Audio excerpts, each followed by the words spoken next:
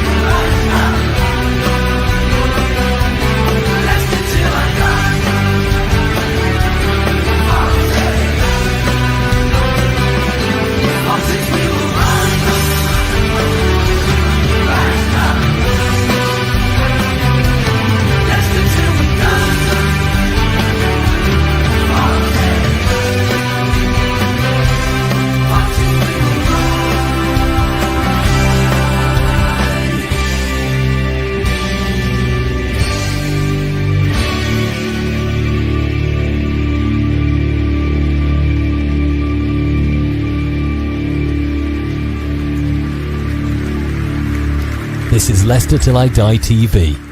Watch and subscribe on YouTube and listen on your podcast platform. Good evening. My God, what's he wearing? But good evening, good afternoon, good morning, good night, good day, goodbye, hello, wherever you are in the world, one of those will apply to you. Welcome along back for sloppy seconds. The interesting thing is, though, I've got trickly thirds later. I'm not sure how that's going to work. New show, so we're going to wait and see how this goes. But we're going to be reviewing the press conference from yesterday and then also have a quick look at how training's going as well. If you're in the chat, please get in with your thoughts about what's being said and what's happening down Seagrave. And also, if you're watching on Catch Up, you can add your comments in below. And if you're listening via your favourite podcast platform, cheers, my dears. Thank you very much. Spiritual's in. Hi, Spiritual. How you doing? I hope you are well, sir. Obviously, you know, Wayne was expecting me to come on here bending over because he's got his sunglasses on. Hey! Well, do you know what, Chris? I've got my new top, finally. Yeah. I'm feeling quite cool. I've even had the EFL badge put on there just because it's, you know, because they're not shafting us this year, hopefully. So I think I don't mind. But it's got...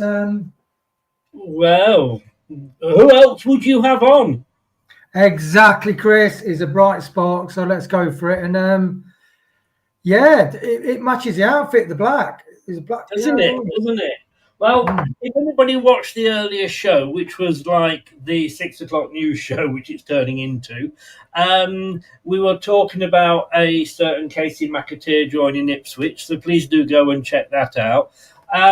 Interestingly, I was wearing pink for that, and I'm glad I didn't because we'd have looked like two peas in a pod, Wayne. Hey, let's get the pink movement going, Chris. It is. I mean, neither of us, you know, want to hide our feminine side, do we? We are happy to wear pink. But I just... The only thing that would make this top better, Chris, I know we've been going on about sponsors, is...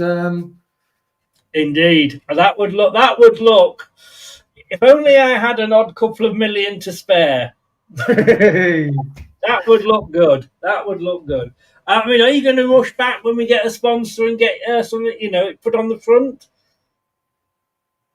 You know, no. Said nobody ever, you know. But like you said, the King Power. I love King Power on the shirt.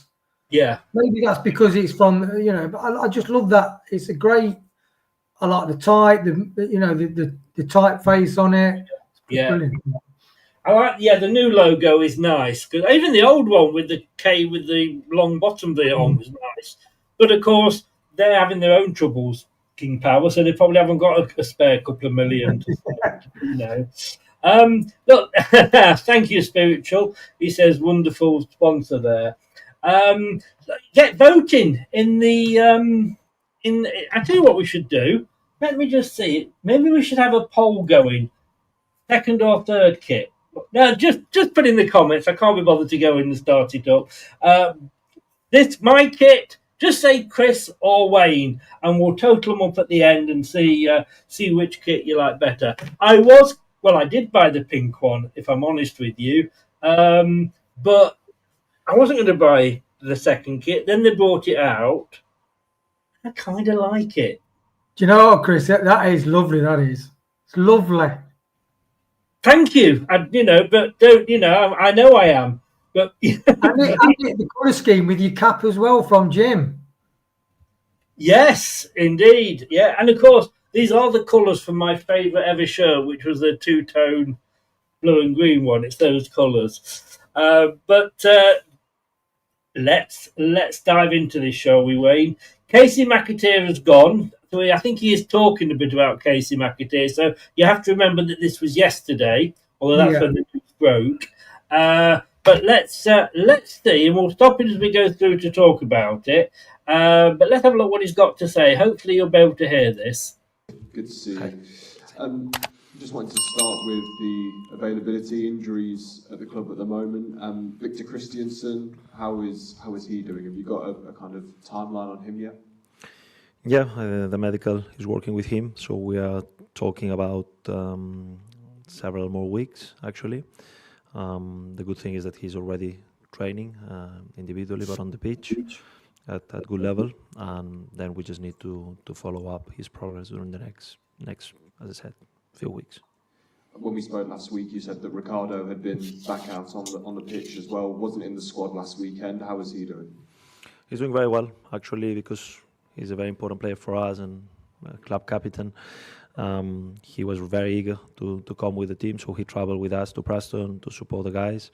I took the decision to not risk more than what we need at this stage of the season with him, but he has been training all week with the group, feeling good, looking good, and yeah, it's very good news for us.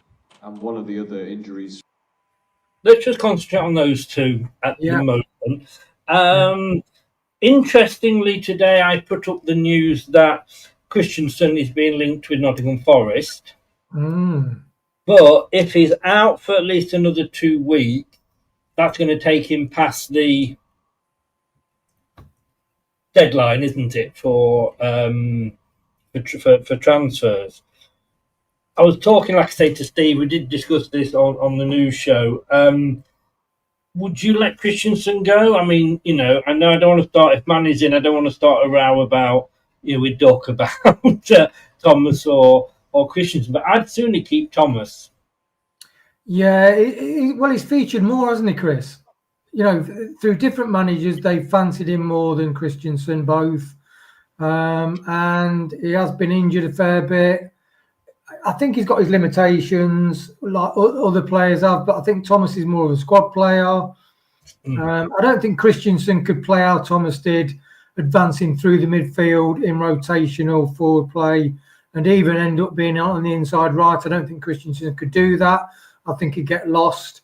Some people call Thomas a bit basic player, but I think he's pretty intelligent. Marty likes him. So I'd say, move him on, Chris, because we have got a lot of peripheral. We've had a squad full of peripheral players that have had to be part of the team at different times. They're probably not good enough. I mean, what do you think? The only advantage, and look, 71%. Because in the last show I said, are you pleased we've sold Casey or would you have kept him? 71% said that they would have taken the money. Yeah. The advantage we've got if we sell Thomas is if we get 15 million for Thomas or 15 million for Christensen, or they're talking 10. They're talking 10 million. So let's say 10.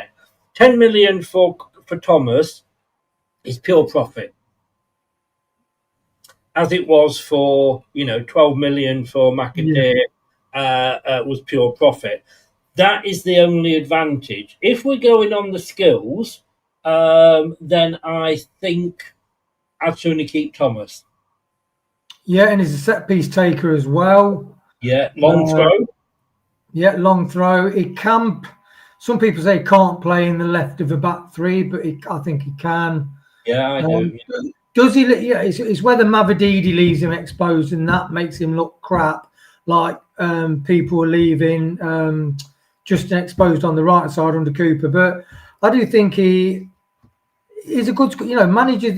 Successful managers like him, and there must be a reason why like a succession of managers that don't play Edouard or whatever. You know, if there's a consistent no or a consistent yes, and Thomas's features regularly. So, and if we can get if we can get these sort of monies for these two players, I would get it. It's like the grandson and son-in-law. They want it. They thought they were going to have to sell Isak or Gordon to raise 50 million for PSR Newcastle. They managed to sell 2 players for 25 each, and that meant they can keep Gordon. So if we can sell a couple of players, that might mean we can either keep Fatawu or sign a quality striker, or you know, I'm for it. Don't get me wrong, I think if somebody comes in now with 30 million for Fatawu, you take it. Because unfortunately, we are at the moment, you know, PSR is God. So we've got, and I think I said the other day that this season is our bite the bullet season. We hope. Well, yeah, I think we have to take everything like whatever we get this season, as in sales or whatever, we've just got to do it. Yeah. And then the key thing is not getting relegated. I think we all know now it's going to be difficult to get into the top 2 and fight for promotion. I think we've seen we've not got the squad to do that at the moment. So far, we've taken 42 million. Now, I knocked off 2 million because Mad's probably had a sell-on clause. I knock off a couple of million for that. So around 40 million. The thing we don't know is how much of that is PSR and how much of that might have to spend. But we'll see. Then he was talking about Ricardo. And as you said to me before, he's back on the pitch. We'll probably see a bit of that later with the training video. Interestingly, he doesn't want to risk him. And that's the thing, isn't it? You can't rush players back because there's no guarantee that had he come back, would have beaten Preston. And he'd have probably been worse injured, which is what we've done in the past under the seal. Nice to see that he travelled as captain. He travelled to Preston to be with the lad. And he's been training all week. So we may see him this weekend. I don't think he'll be a starter. Yeah, it's difficult because when he came back, a lot of fans were moaning because Cooper wasn't playing him at the beginning of last season. But then he came back and he got a secondary injury. So the older he gets, it's okay. And I do wonder whether Cooper did that under pressure, the fans' pressure, because they've got all the stats, haven't they? They've got the training vests on. They give them all the information on the heart rate, whether redlining or not.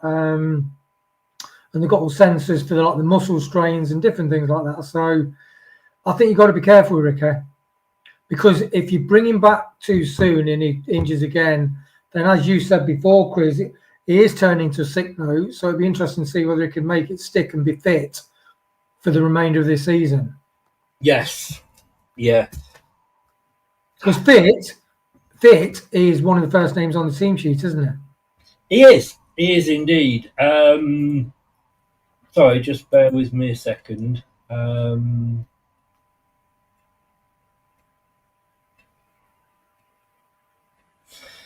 just gonna play this for a little bit longer. Then I'll ask you a question, and then I'm just going to go and check. Against Preston was James Justin. What was the diagnosis on him, I suppose, and how long would you expect to be without him for? Will he be fit for this weekend?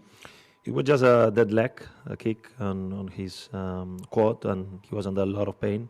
So his mobility was a bit reduced over the first days of the week. He's progressing, and we're going to take a decision probably tomorrow. And the last one in terms of injuries is Bobby D. Cordova-Reid. Obviously hasn't been in action. How long do you expect to be without him for? Yeah, as well. An injury, a muscular injury that we need to take step by step. But he's progressing very well. Today he was working outside, actually together with Victor, running at good pace, looking good, and we just need to follow the plan. And hopefully in a few weeks he will be part of the squad again. We've seen a lot of young players. Right. Talk to me while I just go, or talk to the people in the audience about the two players that were discussed there. Justin, and I forgot who the second one was now. Bobby Corder, your favourite. Well, you're going to take 2 minutes to talk about Bobby Over-Reed, aren't you? Yeah, I'll be shouting. You'll be gone for 10 minutes, so I must make sure I leave it till Wayne's finished talking about it. Right, I won't be long, and I shall be back in a second. All right, mate. Yeah, so JJ, that was interesting about JJ. One of the main leadership group. Got a dead leg in the match, which, if any of you guys have played football, is very, very painful. And he's just waiting to see how he's doing this week. He's probably not going to be fit for this week. I'd be surprised if he is. But it's interesting. It splits different people's opinion. But I do see him as an integral part of the squad, which is very different to Bobby D. Cordova-Reid, who it's interesting now he's got an injury. I don't know what anybody else thinks in the chat, because he came back late from, training with Jamaica, playing for Jamaica, and he was already 2 weeks into pre-season with Kingy, getting the lads super fit, and then D. Cordova-Reid comes back, and I think he must have thought, holy shit, I've got to get fit, because the squad did look fit. Kingy looked like he'd really got the squad super motivated and ready for the matches. And I would imagine D. Cordova-Reid come back and thought, I'm getting on a bit. Alves had been doing loads of core training and putting it on the internet, and he looked super fit. So it might be that he's come back trying to rush back to get fit for the start of the season, and he's done it, which is a problem as you get older, isn't it, Chris? It's so weird. I took my granddaughter out for a walk about 3 weeks ago, and I bent down to get a picture next to the pram, and then I couldn't get up again. My wife was trying to get me up, and it was that bad that the guy going past in a van stopped to see if I was all right. I bet you've had also quite significant injuries with the putting the ironing board up, haven't you, Chris? God. I can't say what I was going to say then about ironing with this dog, but no, yeah, that always do me back in with the ironing. Sorry about that. I had to nip off. Guess what was being delivered whilst I was doing not the show? Not another new football shirt, Chris. No. That's it now. Well, maybe the blue one will be arriving soon. I'm not saying anything, but my parcel from Amazon. Right. But do you know what annoyed me is that they said we've handed it to you in person. No, you fucking haven't, because I've been sat here talking. You know. Exactly. Yeah. You sure it's not from that same place that was on Lock, Stock and Two Smoking Barrels, Chris? Probably. So hopeful. Yeah. James Justin, what was he saying about James Justin? I do apologise. Yeah, he said he got a dead leg, Chris, in the match. Somebody need him in the quad. So he gave him a dead leg and that, and so they took him off, and is running around a bit, but with a dead leg, that is painful. Because it's just damaged the muscle, isn't it? Yes, yeah. Do you think you'll be back? Did they say you'll be back for the weekend? Oh, 50-50. right. Yeah. And then ask about Bobby Cordova-Reid.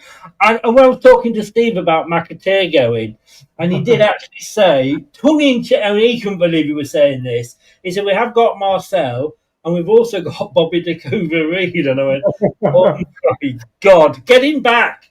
Is the ink dry yet on the contract? When he asked him on the press conference, Bobby Cordova-Reid stuck his head round the corner and says, shout out to Chris, LTIDV.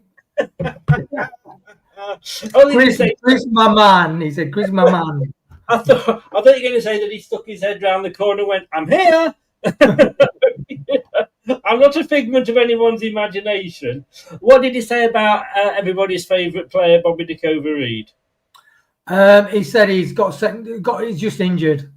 I just think he's come back, pre-season training. King had already had him going for 2 weeks. He come back from Jamaica, and that wasn't racist at all, Wayne. He's got injured. That's just a pure Jamaican accent, Chris. That is. Yeah, not stereotypical at all. Right, let's carry on. Utilised this season, of course, Jeremy getting his first goal last weekend. We haven't seen Jake Evans in a squad so far. Is that a tactical selection, or in terms of is there an injury there? Because I know there was perhaps talks of a new deal for Jake that hadn't been yet confirmed. I really like Jake. I think that he's a talented player as well.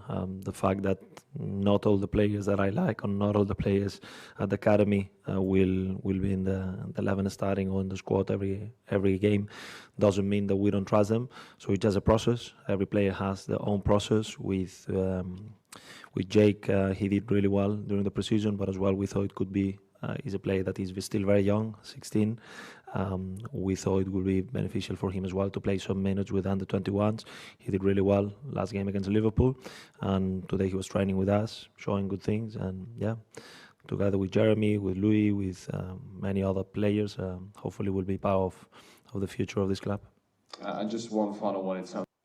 Sorry, before we go to I pressed the wrong button there. Before we go to the final one,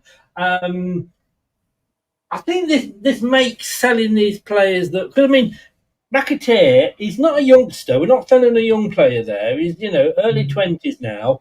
But I think having these youngsters coming through, and we know a lot of them aren't exactly ready. We saw that against Huddersfield. But having those players there means we can make these sales, doesn't it? Yeah, I think it's a good luxury, Chris. I mean, what that training ground has done with the younger kids coming through has done exactly what you said. So it's not just bringing players through. It's the fact it's allowing you to sell other players that ordinarily you couldn't afford to sell, basically. Yeah. Because there have been rumours about us selling like McAteer and Christensen before, but managers thought, well, we can't because the squad's too thin. Indeed. Right. Let's go back. He's not been in any squads so far this season. What's his current situation? No, he's okay. It's just a tactical decision. Obviously, I forgot. I missed. Who was that talking about? That was Koulibaly, and that was a very short answer, wasn't it? Was it Koulibaly? Yeah, Koulibaly. He says, what's happening with Koulibaly? He just says it's a tactical decision. Next question. Changes something. That kind of says it all, doesn't it, really? I mean... What happened with him and Rude? I don't know. I mean, it wasn't that he didn't, he'd had a bad game when he came on. He didn't. Yeah, and that was all, that's all we saw of him. And he looked pretty decent. I don't know. Maybe he refused to move from France. And he was flying in every morning on the plane. I mean, there's enough space at Seagrave to land a plane, isn't there? Yeah, there is. Yeah, it is interesting, but I mean, Jake Evans is quite interesting because he says that he thinks he needs to spend some time in under 21s, doesn't he? Whereas we were thinking, could he play as a number 10? And in the early pre-season when we're playing the quite weak teams, but he shows you he's not. He doesn't think from that. It sounds like he doesn't think Jake's ready. And he's the man that, will live and die by his decisions. Yeah. And like you say, we were playing weaker teams in pre-season and they probably weren't. Nobody wants to get injured. So they probably weren't. The opposition weren't really trying. Our players were only doing what they had to do. And they probably did look better than they actually were. But, Koulibaly... Sorry, because don't you think we ought to have a word with Marty to say, Marty, when you're on the camera, look, just cheer up a little bit. He looks a bit serious, doesn't he? He does. But I have to say, somebody messaged me direct earlier before the show said, this is an interesting idea, doing this. He didn't do it last season. And I went, well, would you want to watch Ruud van Nistelrooy every week? No. Didn't realise Wayne and Chris were pilots. I'll have to message you for both your services. Wow. Get ready for this. I don't get that, Chris. What's the joke? Because we said about the landing strip, I guess. Oh, yeah. Here we go. You're in the midst of the transfer window. It's not too far away from being closed. I wanted to ask about Bilal El-Khanous. He's a player that's been in the press a lot over the last week or so. Have you received any bids for Bilal?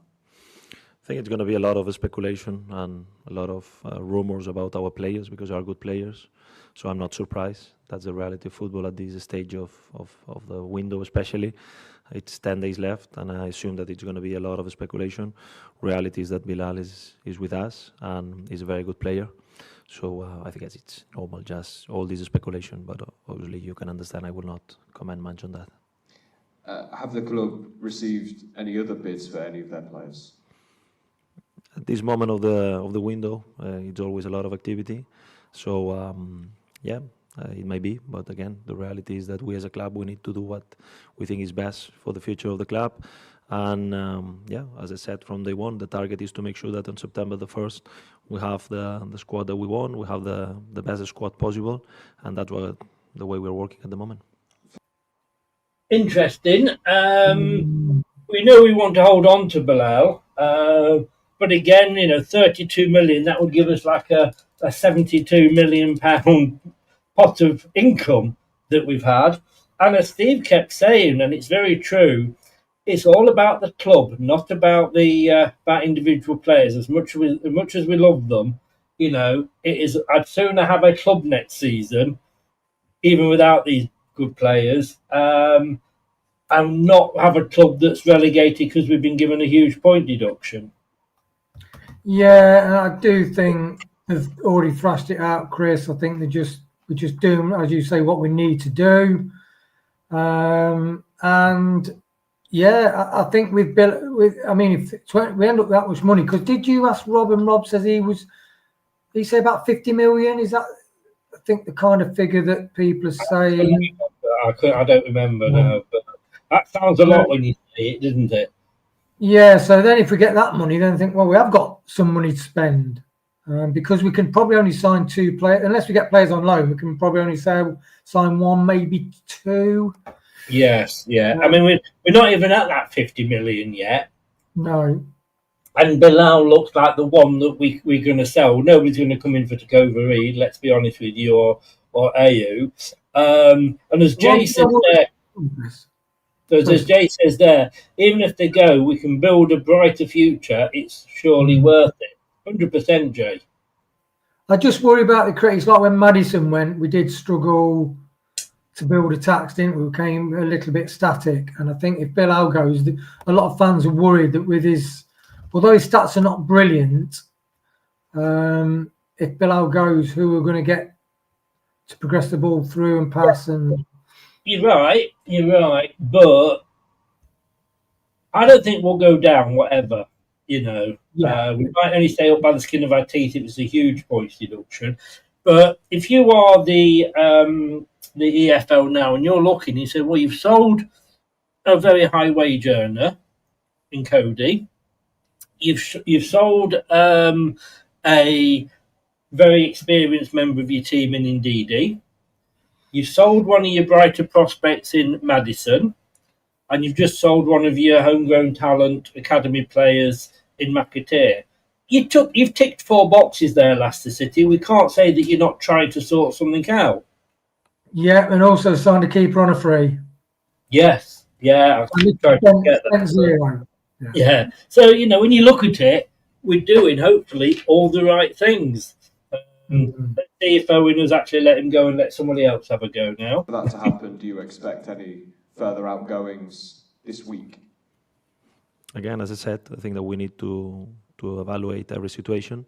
And again, the target is to have the best squad possible. So if we need to get someone leaving because we feel that's the best for the future of the club, and that means that if we need and we want, we find the player that we think can help us to be better.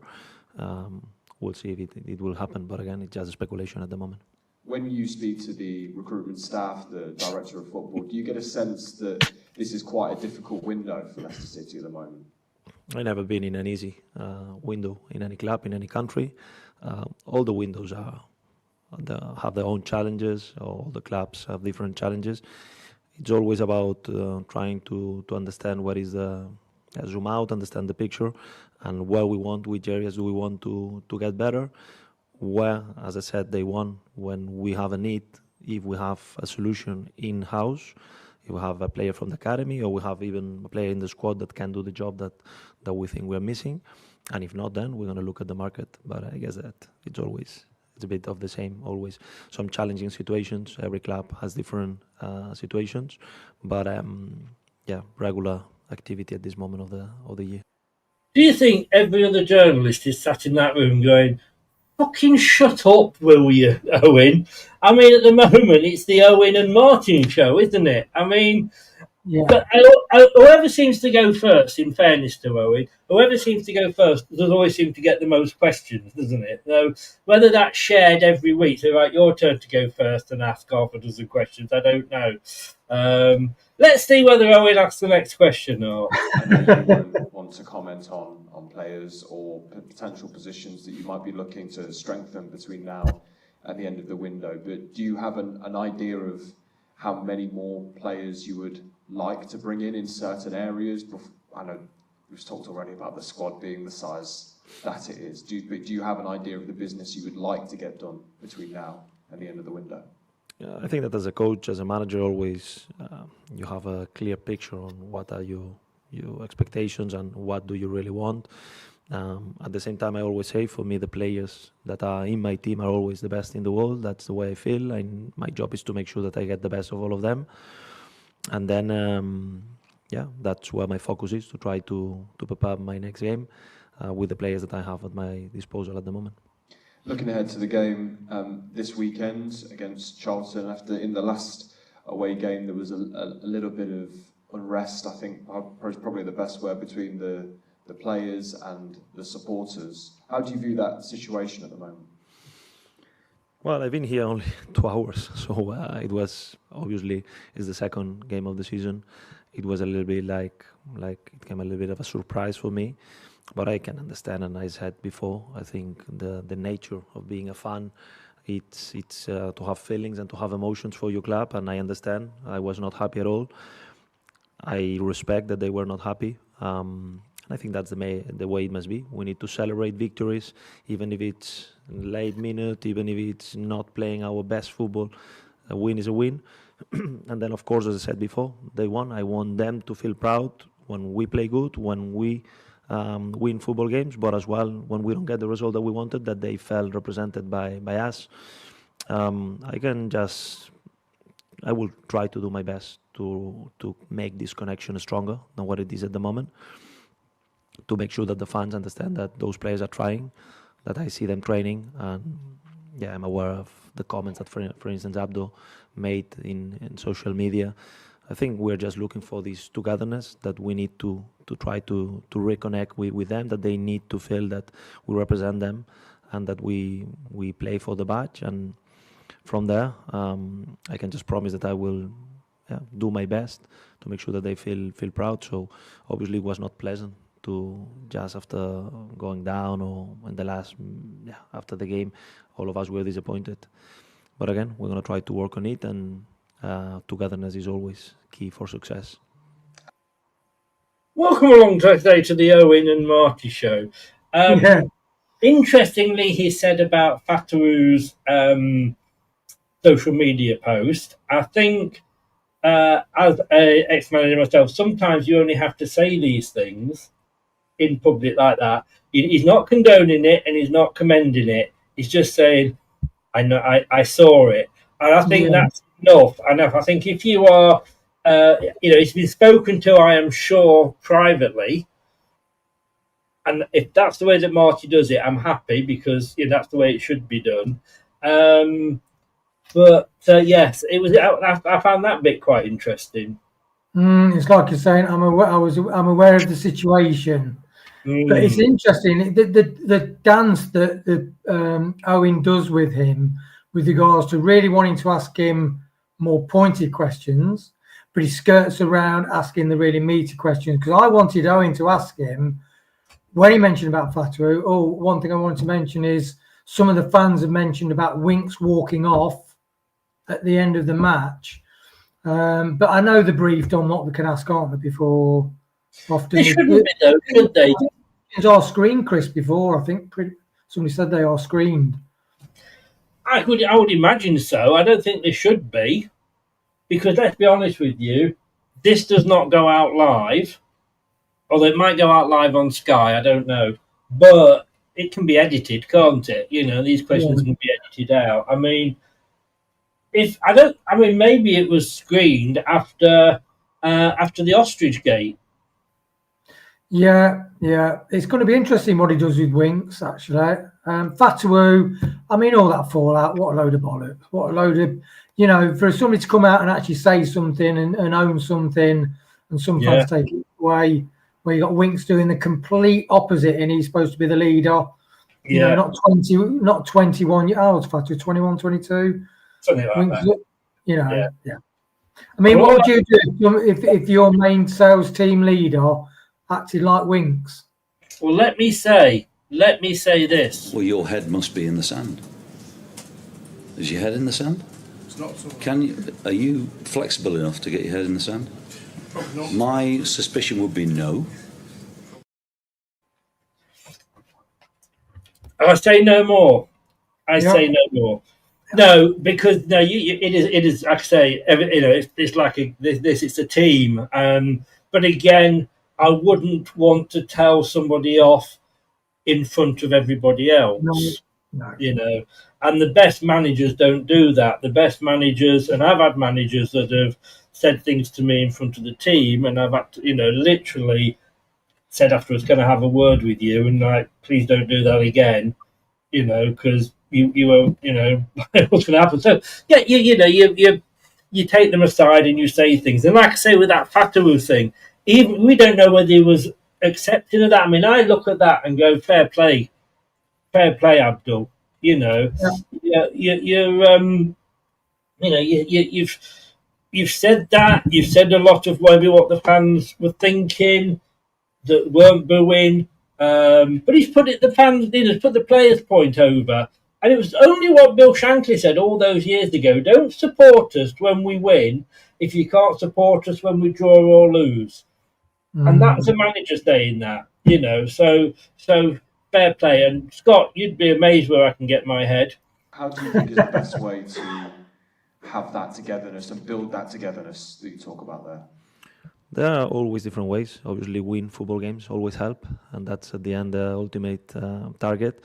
But I think that people understand always as well when a team is trying and when a team is really, it really cares. So that's what I want to communicate to show that we care, for the club, that we care not only for the next game but for the future of the club. That we try to set the basis to have a successful spell here, and that we want this to be represented in every single minute, in every game. Doesn't matter if it's a friendly, doesn't matter if it's the last game of the season, even when we train, so that we set those standards that people as well can feel proud of. And I'm sure that the players have 100% understanding this message, and we're going to try our best again on Saturday.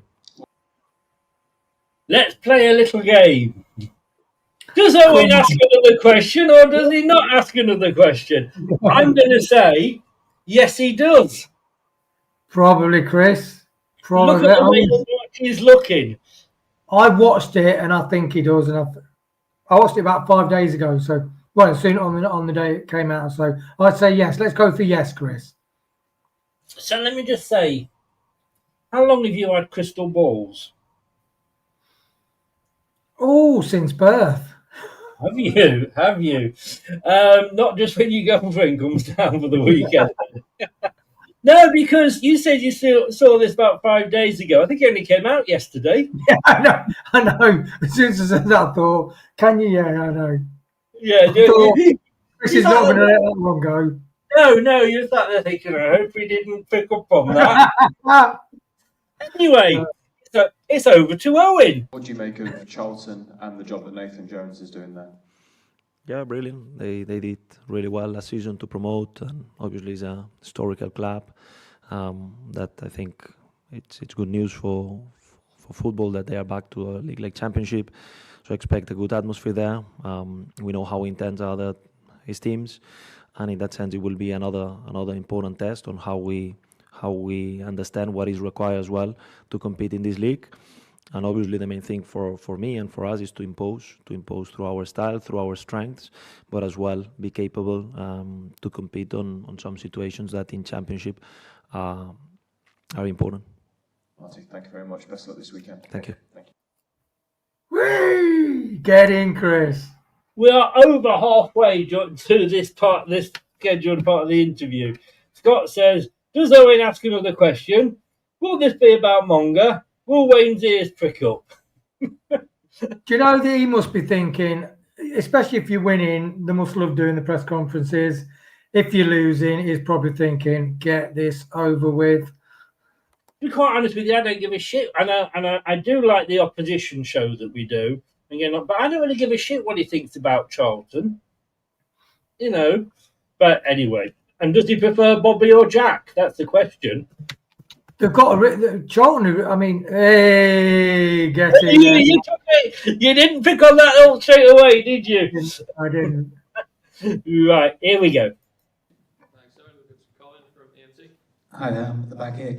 Just one from me, I think. Or I might have a follow-up. I just wonder what you've learnt in these first couple of matches that you didn't see in pre-season or training about your squad. Have you learnt anything new over once the competitive football has actually hit the road, if you like?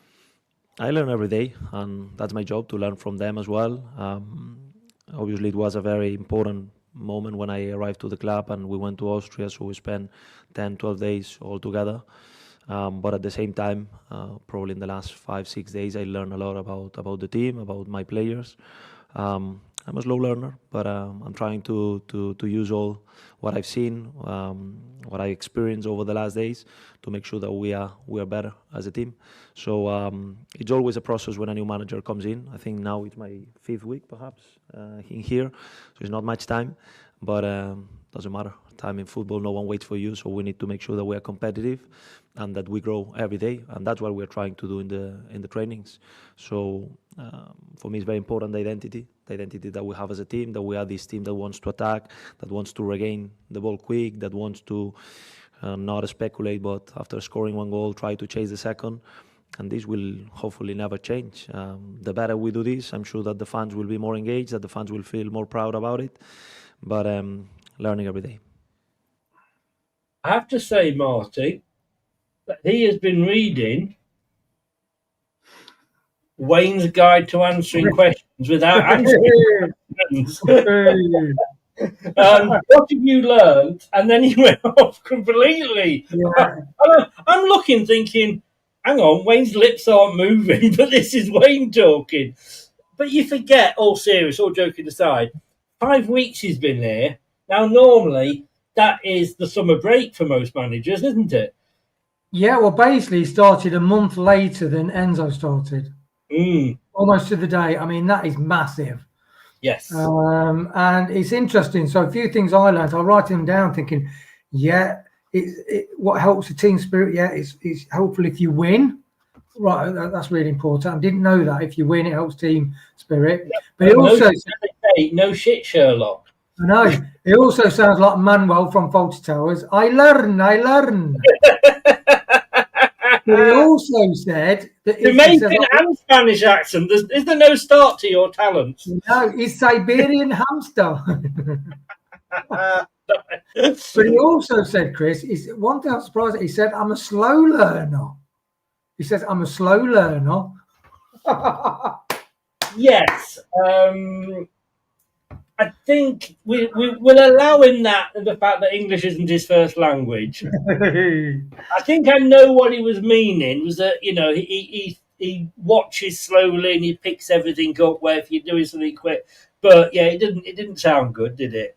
I've got visions of him like looking like Manuel. It's a rat. No, it's not. Here we go. Actually, that does lead me to the follow-up, which is also asking about that togetherness. Were you surprised by the scale of the gap between the fans and the players when you arrived? You must have known it was there, but did you realise it was as big as it was? I think that it's always very disappointing after losing a game in the last minutes. Definitely, I think that we have a work to do all together, and this is not one man job. This is not only about me, but I need the players on board. We need to deliver. We need to make sure that the fans feel proud of us again. And I always felt like, of course, we want the fans to help us. They have a big role to play, and they can be very important. And actually, I think that in the second half against Sheffield Wednesday, they were fantastic. But perhaps more than ever, we need them. And yeah, I know that it's easy to say, and especially after probably was a very disappointing season. I don't want to comment much because I was not here, so I can understand the frustration. I never seen a team going down and fans being happy. That's totally fair.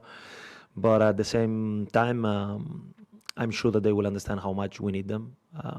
I think that all the players really mean that we are better when they are on our side, and now we need to do our part to make sure that this connection gets as strong as it can be, because I really want us to have this kind of connection, but as well at home when we play at King Power, that there is this fortress feeling. Yeah, hopefully everybody understands. Wow, that is probably the first good question that's been asked. That's a little bit like, so what do you think? Who's injured? When's this guy back? What do you think of the opposition? What a good question. I don't know who this guy is. I missed it. I didn't really hear who he said he was. But what a good question.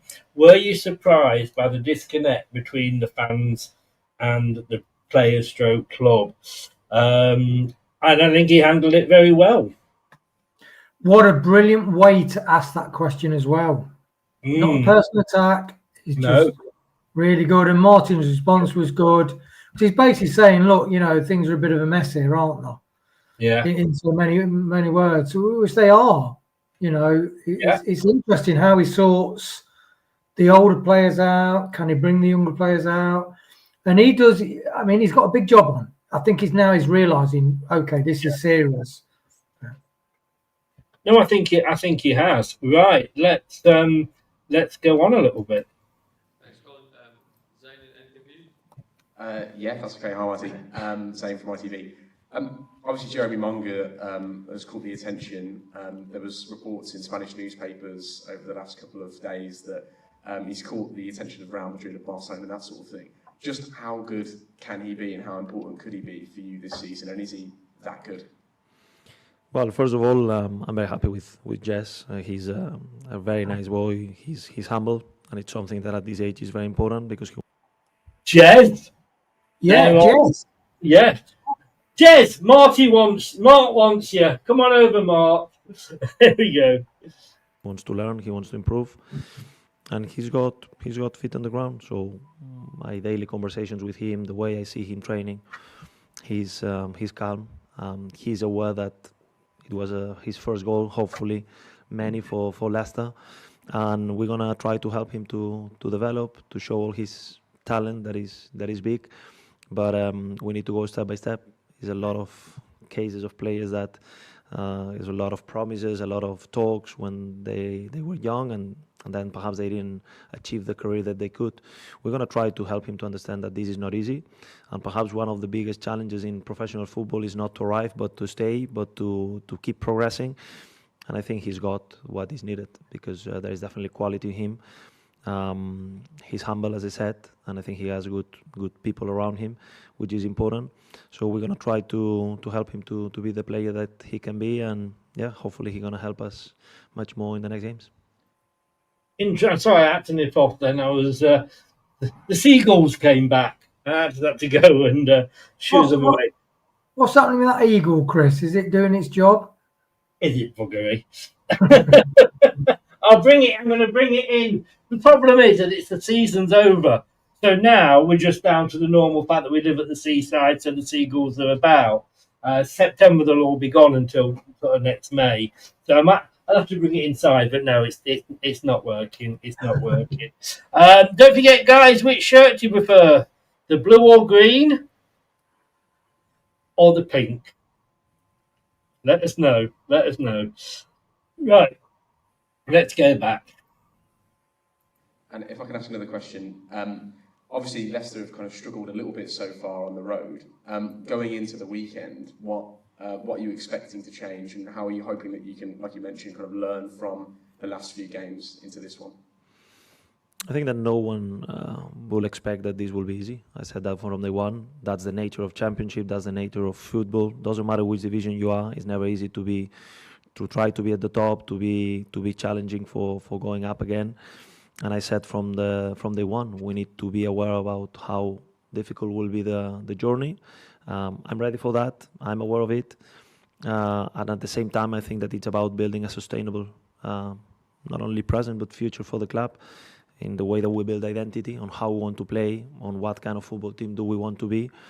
And this takes some time. Hopefully, the gap between results over the last 7 days, 5 days, will be better after next Saturday. I'm aware that I'm going to be judged every weekend, and that's the nature of being a manager. But I do believe that's the reason why I'm here. I do believe on what we can do. So step by step, trying to be competitive on Saturday, try to show a better performance than what we did in the last game, and from there keep growing. Well, there you go then. As Armchair says there, good evening, Armchair, how you doing? His team selection tomorrow will be in the spotlight more than ever before. I guess it will, and probably next weekend as well, which is the weekend before. I mean, let's say he doesn't pick, I don't know who we got after Charlton. I've forgotten who we got. Somebody tell us who's after Charlton. Let me get the league. Let me get the thing up. Fixtures. I hate Leicester City's website. So after Charlton, we've got. Oh, it's Friday. Birmingham, isn't it? Thank you, Om. Yeah, Birmingham. That one is going to be the interesting one, I think, because if El Khanous is fit, let's say, but he doesn't pick him for Birmingham, he's on his way. Yeah. Would you agree with that? Do you think he'll play this Saturday, Chris? Who does he play if he doesn't? Alves wasn't up to it. No. Or you could just say, I've seen him have better games than that, so maybe it was just an off day. And let's be honest with you, when your teammates aren't performing well, unless you're David Beckham, it's no good how good you are, is it? You struggle. I mean, who would you play in that role if you don't? It's difficult, Chris, difficult. Monga says he's a 10. He can play in a 10. But then you lose him off the wing, and I do think he's brilliant coming in off the wing. All right, let me put this to you, then, Wayne. Let me put this to you. I mean, if Mavididi, I'd say Mavididi and Fatawu and Monga as a 10, I'd say. That's a possibility. That was exactly what I was just going to say to you. Yeah, it was. It was. Let's have a virtual high five there, Chris. Come on. Yes, indeed. Now, Mavididi, Fatawu, Monga. Then, if you need to make changes and bring anybody on, and I'd like to see Page maybe come on or Golding. They would be my two choices over Braybrook and Alves. And then if you've got to move Monga to so the way I look at it is right with Monga. He's an untapped talent. When I did the show the other day, and a very good question there from one of the guys about the interest from Spain in Monga, we talked about it earlier in the week, didn't we?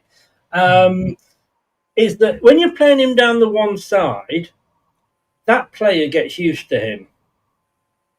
Now I know Monga at the moment it doesn't. If you're used to him doing one thing, he'll do something else. But if you've got him in the middle, which in a way doesn't restrict you to one side or the other, you can cause even more havoc. I mean, I said to put Fatawu in there, but why not stick Monga in there and just say, just go, almost like a Gascoigne, just go and just scare the shit out the opposition.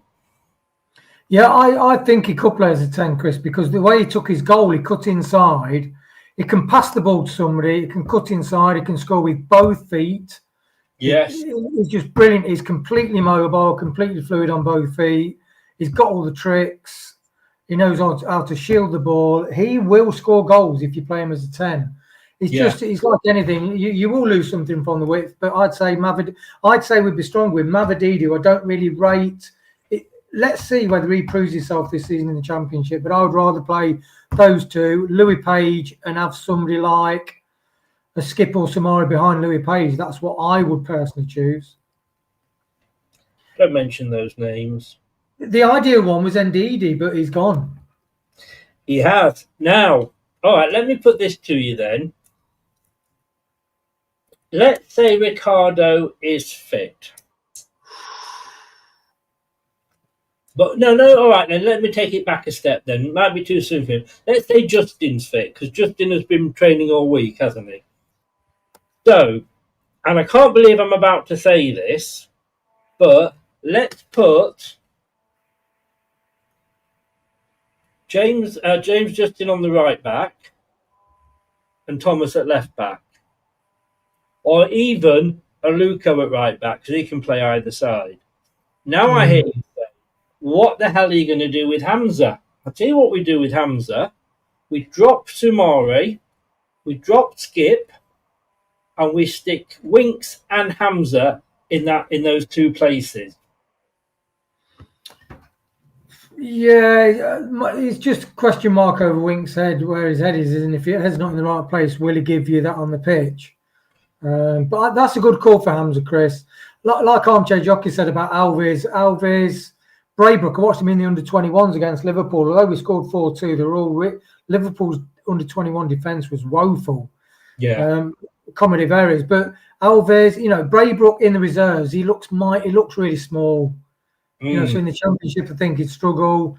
And Alves is brilliant. You watch him in the training, he's so sharp. I don't know whether he's lacking confidence. We'll be doing in a minute. Very well led in, sir.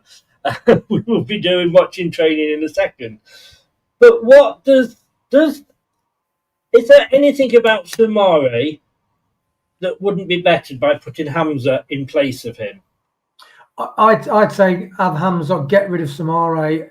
When you watch that second goal, he's just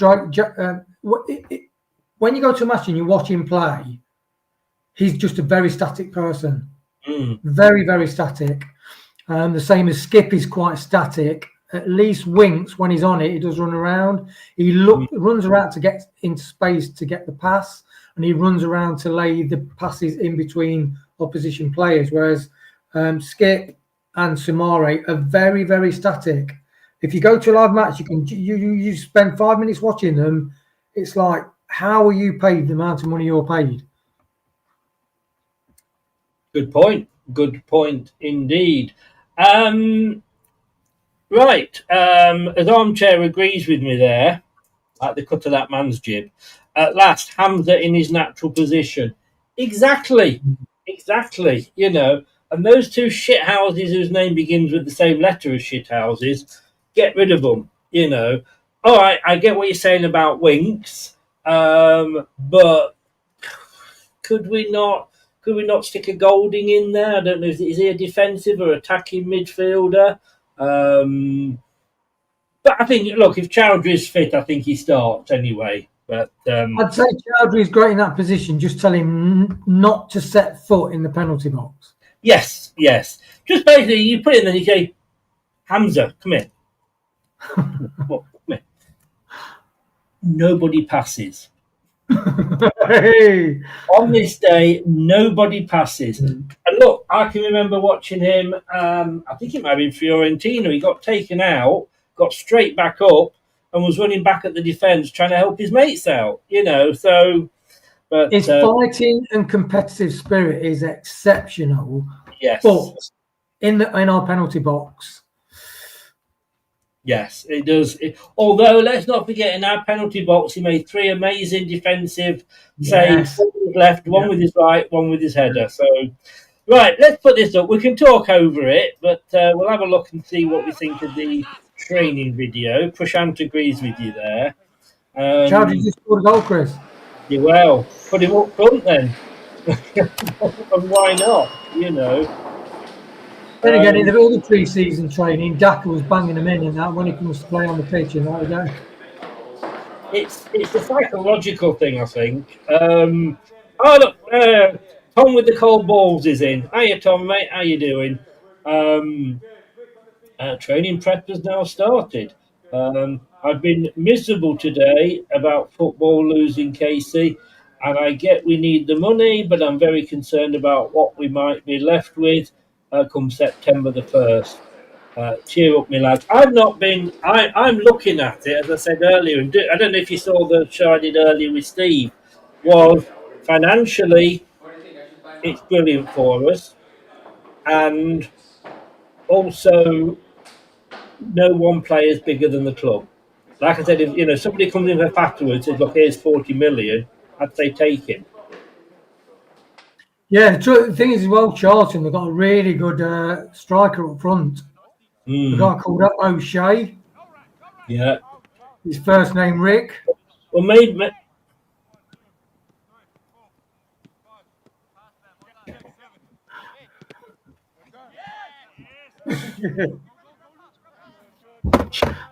You've been saying that. You've been saving that up, haven't you? I've had that for 5 years, Chris.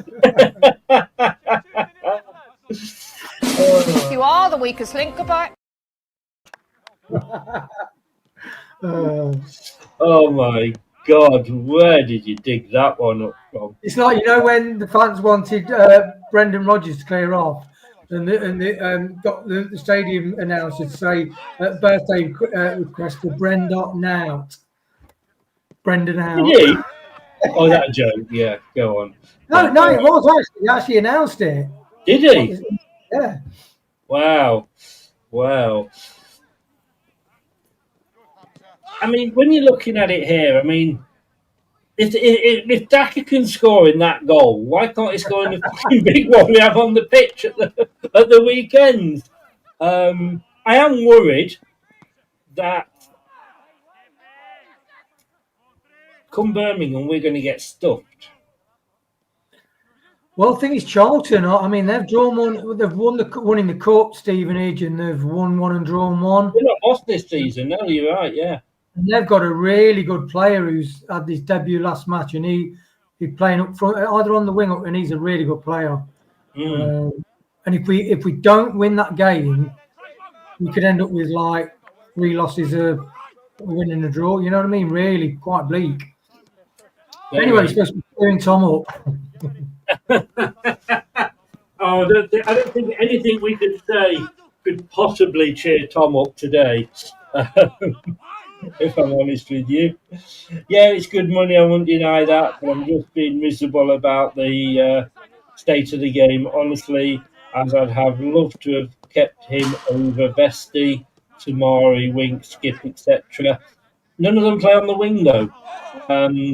But we are stuck. Yes, we are. Hamza scored. Yes. Again. Sticky their player is called Rob Apter. Rob Apter. No, it's not a joke. That's his actual name. That's his actual name, Chris. Rob Apter. You thought I was going to say he's got a sister called Velosa. Yes, I was waiting for that to follow through. Yes. No, his name is actually Rob Apter. Oh my God. And you've always got to be careful what follows through, haven't you? Right, I tell you what, next week I will be more organised than this, but let's pick an 11. And I think we're going to go 4-2-3-1, because I think that's what Marty will probably go for, isn't it? Yeah. So I think we'd probably agreed Stolarczyk in goal. Yeah. Although having said that, I fancy giving Bekovic a chance. Really? No, I don't. No, I fucking don't. Who do we have on the left? Thomas. I think Thomas, yes. I do. Now, next to Thomas, in one of the first centre-back roles, I'd put a Coley. Yeah, a Coley. Go on. This is going to be controversial now. Next to a Coley, I'm going to put my best friend, Wout Faes. Do you know what, Chris? He deserves his place. Yes. And he was one of the two people that went up and congratulated Mongo on his goal. Yeah. I think Faes, look, we know what he can do when he comes on. Give him a start. I think we should give him a start. Now, right back. Who are you going to put as right back? If he's fit, your favourite person on the right, Chris? I don't think Ricardo's going to play. He's not going to start. He's not going to start. He might come on I first. would like Luco to have Tom. Yeah, Tom picked a good side. Nelson, yeah, I'd say. Who did you say with Faz, Chris? Okoli. I'd say Nelson. Nelson and Faz. No, not Nelson. I think Okoli's done. To drop Okoli now, he's been our best defender so far this season, although we've only played 2 games. He didn't play. I don't think he started against Huddersfield. You can't drop Okoli. Not for Nelson, who was making some real howlers against Huddersfield, wasn't he? It was, Chris, but I think it's a future because of his passing capabilities. He can replace Vestergaard. But I get what you mean. I think Okoli. Then again, Okoli looked a bit iffy against Sheff Wednesday, to be honest. Problem is, obviously, we don't see training. We're only going off what we see in the match. Yeah. We've only got 2 matches to go on. No, I wouldn't bring Nelson back yet. Have him on the subs bench and bring him in, if we need an extra defender or something. And I see what you're saying about Aluko. I really do. And in fairness to Justin, he's looked better in that position under Marty than he did under Rude. Yeah, because basically Marty expects everybody to cover. So when they're on the break, so he gets support, whereas in the other systems and that, he just isolated, wasn't he? When we did a thing at the end of the end of season ratings, we had a star next to James Justin because we gave him a really bad rating, me and Brad, but it was on the proviso that he wasn't being played A, in the best position, or B, being done cover. Now, with that in mind, we've then got our 2 central defensive midfielders. Now, on the right of that, so just in front of Justin, I would have Hamza there. Because I think he would... Look, that's his role. Yes, he can play right back. He can even play centre back. He can play midfield. He is a midfielder by trade. If you he has got that defensive mind in him to cover if somebody goes up, hasn't he? Yeah. You'd look at Sumare and you'd go, okay, mate, you're built like a brick shithouse. Nobody passes you. First person to come through, he said, well, I'm a brick shithouse. I'm opening the door for you to go through. You know what I mean? He doesn't, where Hamza goes, come on, try it. Come on. So then, exactly, Michael. Exactly my point. He is a central defensive midfielder. He should be in that role. Who would you have if not Hamza? Or would you go with Hamza? Yeah, I would go with Hamza, actually. Okay, but that's fine then. That's okay. So basically, we've agreed. Did you want Aluko at right back? Yeah, I'd say... Or start with Justin and bring Aluko on? I'd start with Justin and bring Aluko on. I think Aluko will become, hopefully, an integral part of the squad team. I think they all will be, to be honest with you. Right. Who are you going to have next to Hamza?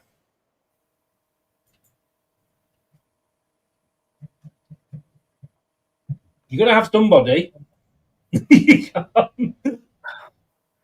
It's just the Winks is a question mark, isn't it? I think Winks on his day, put Winks in front of him, and then but it's just will he play and where his head's going to be.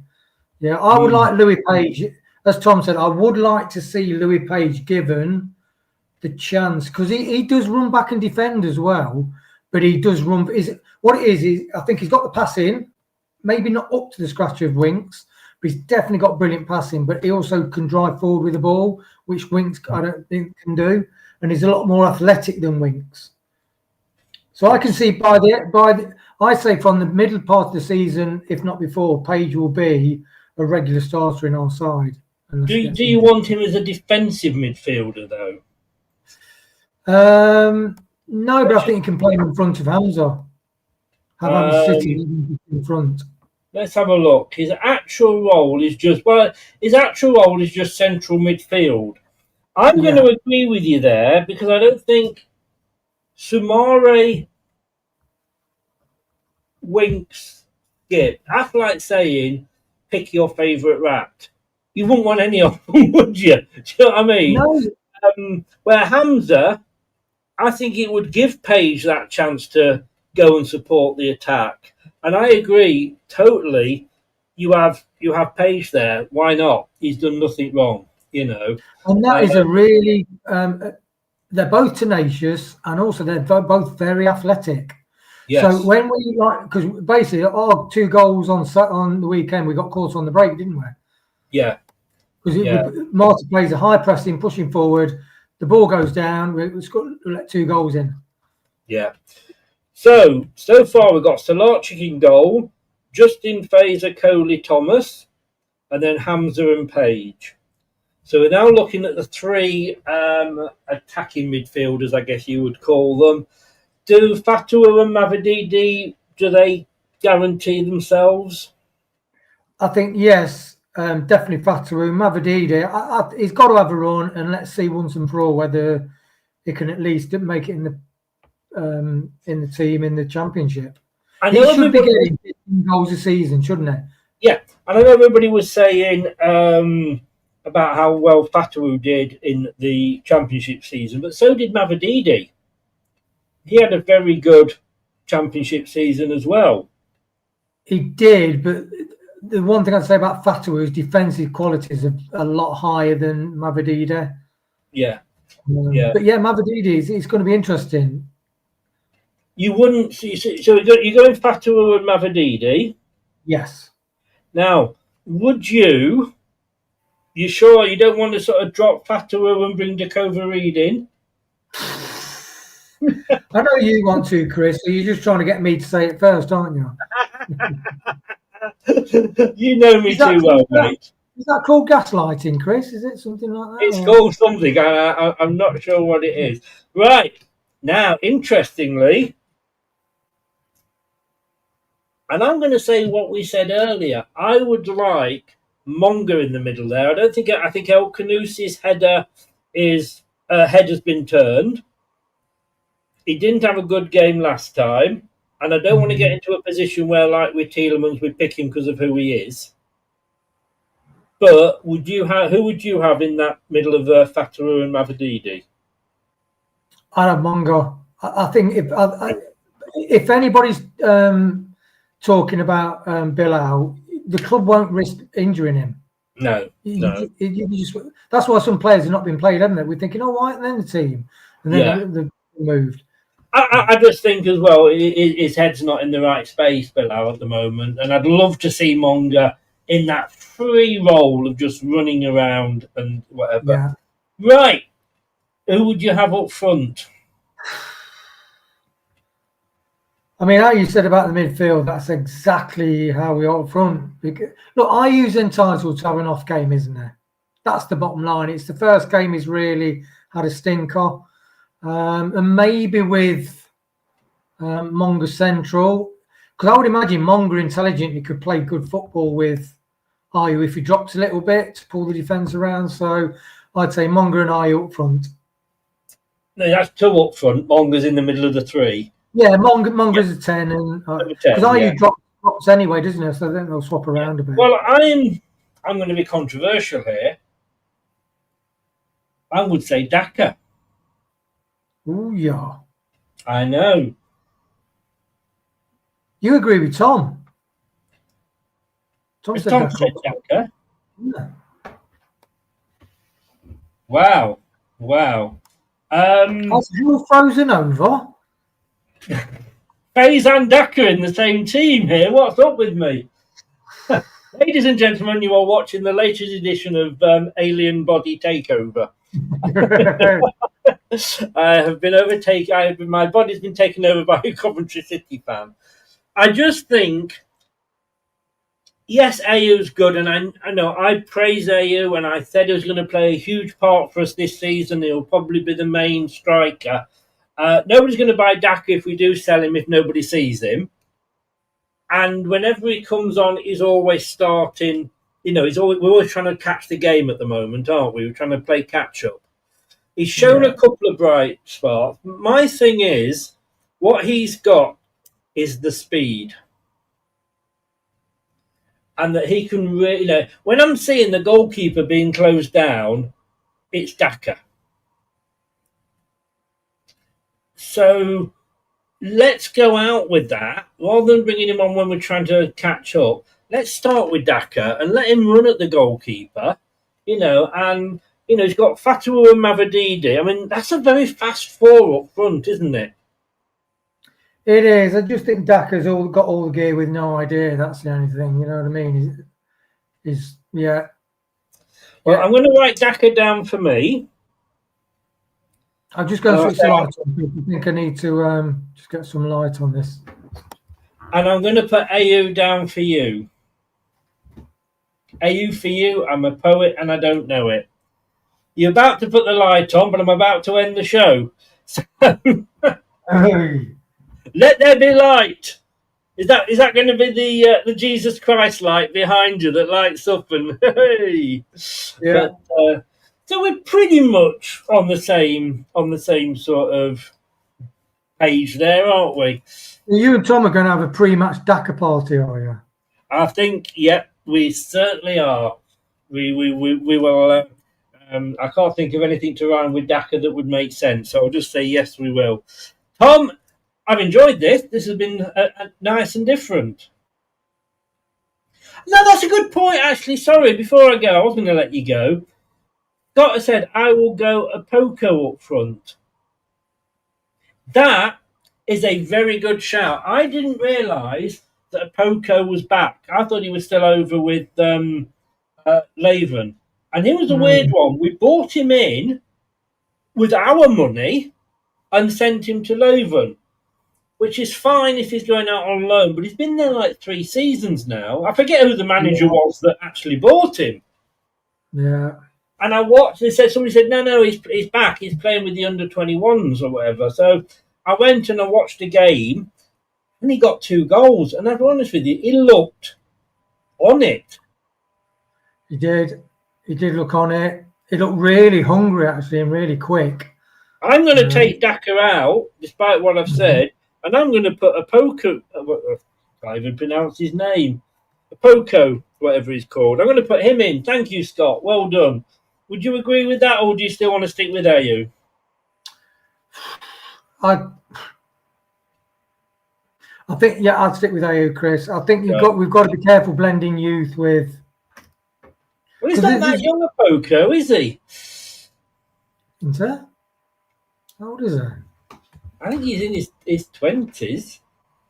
Yeah, but we have. I mean, when you think Sunderland came up with the youngest team in the Championship history, and their average age is 24. So we all got carried away pre-season. You've got to be careful, you know. Look, Martin brought the average age of that Norwegian side down, like way down, but he's been picking the experienced players. So a bit of a Elvis Presley song to go in there, way down. Sorry. 24. Yeah, 20. I'm just looking here to see if I can find players. Let's have a look. And see if I can find checking. Aluko. I don't think he's even got a number. That's the problem. I don't think he's been registered. Tom said he's 24. He's 24, is he? Yeah, Scott and Tom said. No, Samara's 24, isn't he? And 23 is Vestergaard. Oh, his shirt number. Yeah. Oh, his age is 24. Quite possibly quite possibly. But looking here, I don't even think he's registered for the senior team. I don't know. I'm not sure how old. Let's just see on the under-21s. Nathan Apoko, forward, is Ghanaian. He is 24. Tom knows his stuff, you know. He may look like Merlin. He is Merlin. 24 and... Yeah, Tom says he's not. He's 100% not registered for the first team. Well, he's obviously a Leicester player. 27 games last season, 5 up front. Anyway, I'm going to have to end this now because I'm off to an Ipswich channel at 8:30 to talk all about our Casey. So enjoyed doing this. Are you free tomorrow for the watch along, sir? Yes, mate. You froze. Oh, there you go. You froze for a minute there. So, you know, your girlfriend's not coming down. We got dumped last week, but she's not here this week, so you'll give us the pleasure of your company. Bros before hose, mate. Bros before hose. Always, Chris. Yes. I will see you tomorrow post-match, mate. Apparently Tom's got some weird ideas, so wish me luck. He's always got weird ideas, Chris. He has. Look, click that like. Please subscribe. Click the notifications as well. If you're watching on catch-up, add your comments below, but you can also click that like and subscribe. And if you're listening via your favourite podcast platform, thank you very much for lending me your ears. Wayne, have a good night, mate, and I will see you early kick-off tomorrow, so I will see you tomorrow, sir. See you tomorrow lunchtime, mate. Take care. Take care.